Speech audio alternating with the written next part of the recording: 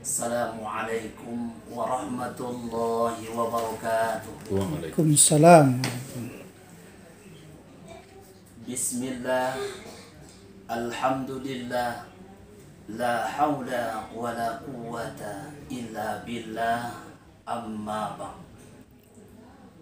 Segala puja dan puji kita ucapkan kehadiran Allah Subhanahu wa Ta'ala, di mana atas nikmatnya yang tak terhitung.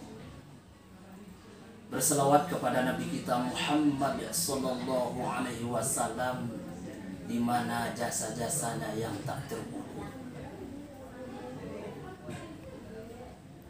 Hadirin kaum muslimin yang kami hormati, dalam rangka menyambut tahun baru umat Islam, mari kita tingkatkan ketaatan amal soleh umat. Hadirin yang berbahagia, kita sebagai makhluk manusia, makhluk yang disayangi oleh Allah, makhluk yang dimuliakan oleh Allah, makhluk yang diberi keistimewaan yang lebih di antara banyak makhluk yang Allah jadikan. Kita manusia, Allah sampaikan, wa faddalnahum ala katsirin mimman khalaqna tafdila, dan kami lebihkan manusia di atas banyak makhluk yang kami ciptakan dengan kelebihan yang sempurna. Dengan arti kata, binatang dijadikan oleh Allah, tidak diberikan akal oleh Allah. Kita diberikan akal untuk berpikir. Malaikat dijadikan oleh Allah, tidak diberikan hati, nafsu, kehendak. Sementara kita diberikan hal dua ini oleh Allah. Ketika kita berkehendak, ketika kita berkeinginan, dicerna oleh otak kita. Kita pikirkan di dalam perilaku kita. Inilah kita mulia di hadapan Allah Subhanahu wa Ta'ala. Untuk menjaga kesempurnaan kita, untuk menjaga kemuliaan kita ini, Allah selalu mendidik kita, Allah selalu membina kita, Allah selalu mengingatkan dan memberi peringatan kepada kita. Supaya apa? Supaya kita tidak termasuk hamba-hamba yang hina di hadapan Allah. Ulaika kal an'ami bal hum adon. Ketika kita menghadap kepada Allah, termasuk hamba yang hina di hadapan Allah, hamba yang dilaknat di hadapan Allah. Allah tidak pengen nanti termasuk hamba-hamba ulaika humul khasirun, termasuk hamba-hamba yang merugi di hadapan Allah Subhanahu wa Ta'ala. Itu makanya setiap saat, setiap waktu, setiap bulan, bahkan setiap tahun kita diingatkan oleh Allah. Supaya apa? Supaya kita lebih mencintai Allah dibandingkan apa yang kita miliki di permukaan bumi ini. Supaya kita lebih mencintai Allah dibandingkan apa kesenangan, kemewahan yang ada di permukaan bumi ini. Ketika kita diseru oleh Allah, ketika kita diperintahkan oleh Allah, ketika kita diingatkan oleh Allah Subhanahu wa Ta'ala, tergerak hati kita, gelisah hati kita, menangis hati kita, memberontak hati kita. Inilah kita hamba-hamba yang mulia di hadapan Allah Subhanahu wa Ta'ala. Kalau ini sudah tertanam di dalam jiwa kita, janji Allah sampaikan buat kita. Walau anna ahlal qura amanu wattaqau la fatahna alaihim barakatim minas sama'i wal ardh.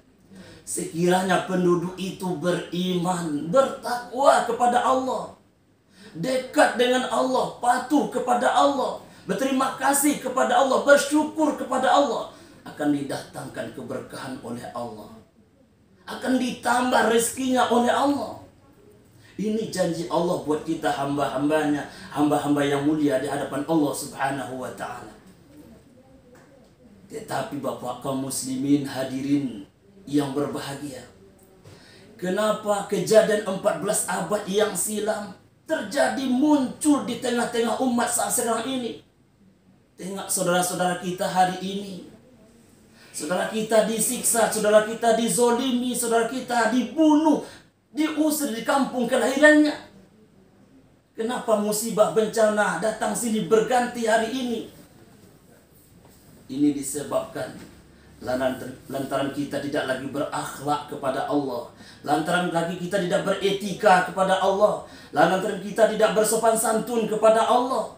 Allah sampaikan bagi kita, Zoharul fasadu fil barri wal bahr bima kasabas aydin nas. Terjadi kerusakan di darat dan di laut disebabkan karena perbuatan manusia yang sudah jauh dari Allah Subhanahu wa ta'ala. Dahulu Allah sampaikan buat kita, dahulu negeri ini dirahmati oleh Allah, dilindungi oleh Allah, hamba yang mulia di hadapan Allah. Daraballahu masalan qaryah kanat aminatan mutmainnah ya'tiha rizquha ragadan min kulli makan fakafarat bi umillah fa'adzaqahu Allah libasal ju'i wal khauf bima kanu yasna'un. Allah membuat suatu perumpamaan dengan sebuah negeri yang dahulunya negeri ini dirahmati oleh Allah, negerinya aman, tentram di bawah lindungan Allah, rezekinya datang dari tempat yang tidak disangka-sangka oleh Allah. Tetapi penduduknya lupa, ingkar kepada Allah. Fakafarat bi umillah, penduduknya ingkar kepada Allah. Allah turunkan musibah bencana sebagai ujian dari Allah Subhanahu wa ta'ala. Apalagi di tahun ini kita kedatangan bulan yang amat mulia. Di bulan yang amat mulia ini ada dua kesempatan yang menyebabkan hati umat Islam ini menjadi senang, yang menyebabkan hati umat Islam itu bergembira. Yang pertama, datangnya bulan Muharram. Ini bertanda datangnya tahun baru umat Islam, tahun baru Hijriah. Dengan arti kata datangnya tahun baru umat Islam, dengan pertukaran tahun, dengan pergantian tahun, nikmat semakin berkurang, rezeki semakin jauh dari Allah Subhanahu wa ta'ala, kesempatan untuk mendekatkan diri kepada Allah semakin berkurang. Inilah prinsip bagi orang-orang yang betul-betul beriman kepada Allah Subhanahu wa ta'ala. Maka di tahun ini hamba-hamba selalu berdoa, bermohon, bermunajat kepada Allah Subhanahu wa ta'ala. Semoga di tahun ini Allah berikan keberkahan, kebaikan yang lebih banyak, yang lebih baik dibandingkan tahun-tahun yang silam. Maka di tahun ini kita berdoa minta kepada Allah Subhanahu wa ta'ala, semoga di tahun ini menjadi tahun yang terbaik ketika umur diberikan oleh Allah. Karena Nabi kita menyampaikan, khairun nas man tul umruhu wa hasuna amaluh wa syarrun nas man tul umruhu wa sa'a amaluh. Hamba yang baik di hadapan Allah Subhanahu wa ta'ala ketika dipanjangkan umur oleh Allah, ketika nikmat umur masih diberikan oleh Allah, semakin banyak mereka mendekatkan diri, semakin banyak mereka melakukan kebaikan dan amal soleh. Ini yang diharapkan, inilah yang menyebabkan hati hamba ketika datangnya tahun baru umat Islam menjadi senang dan bahagia. Karena di tahun ini ia yakin dan percaya kepada Allah Subhanahu wa ta'ala. Wa inni laghaffarun liman taba wa amana wa amila sholihan tsumma ihtada.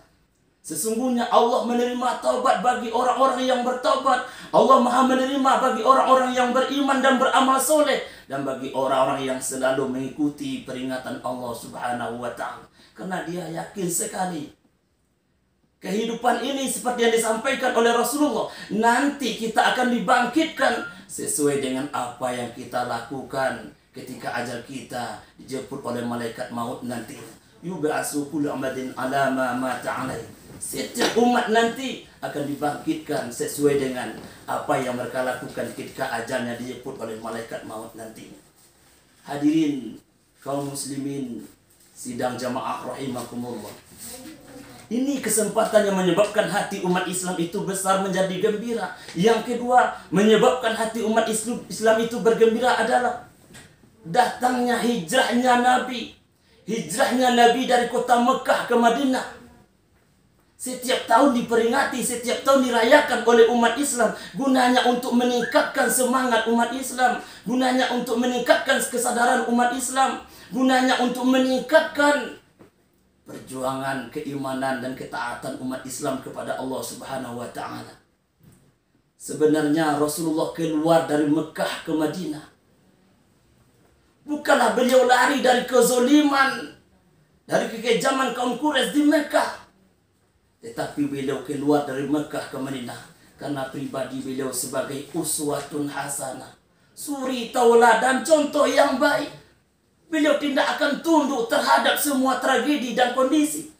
Maka motivasi Nabi hijrah dari Mekah ke Madinah adalah untuk menegakkan agama Allah, untuk menegakkan ajaran Islam, untuk menegakkan ajaran tauhid, untuk menegakkan keimanan, ketaatan umat kepada Allah Subhanahu wa taala. Maka hadirin kaum muslimin sidang jamaah rahimakumullah, pada kesempatan kali ini sebagai kesimpulan bagi kita, Islam jaya, Islam berkembang bukan atas perjuangan pengorbanan hamba-hambanya, tetapi Islam jaya lantaran uswatun, laqad kana lakum fi Rasulillah uswatun hasanah, karena lantaran beliau sebagai suri tauladan di tengah-tengah alam jagat raya ini. Sebagai kesimpulan yang dapat kita ambil dalam rangka memperingati tahun baru umat Islam ini, marilah kita hiraukan panggilan Allah Subhanahu wa taala. Kesempatan masih diberikan oleh Allah, peluang masih diberikan oleh Allah, nikmat masih berkurang, kesempatan untuk mendekatkan diri kepada Allah semakin berkurang. Dengan datangnya tahun baru umat Islam ini, hijrahnya Nabi dalam rangka untuk mendekatkan ketaatan kepada Allah Subhanahu wa taala. Semoga ada hikmahnya bagi kita yang mendengarkan. Wabillahi taufiq wal hidayah. Assalamualaikum warahmatullahi wabarakatuh.